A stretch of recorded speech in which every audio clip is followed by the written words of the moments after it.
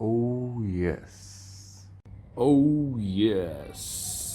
طيب خلينا نشوف اللي هو الصندوق بالكامل. عندك اللي هو ار تي اكس 3080 تي اي، واول ان وان كولر عليها، جاي من شركه اسوس تحت اسم اللي هي ار جي ستريكس جيمنج جرافيك.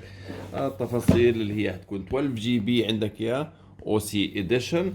وطبعا الشغلات اللي في خلف الصندوق بيحكي لك شو مميزات اللي هو الكارت الشاشه، اللي هي بيكون عندك مثلا اكتف كولينج بورد، عندك فول كفر بليتس، ار جي بي فانس، والى اخره. anyway خلينا نفتح الصندوق ونشوف ايش التفاصيل. عندنا اول حاجه عندك اللي هو ستيكرات.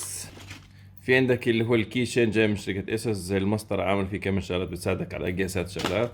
في عندك بطاقه زي تاع بوكيمون، بطاقة شكرا اشتراك المنتج، واللي هو دليل كيف استخدام كرت الشاشة بشكل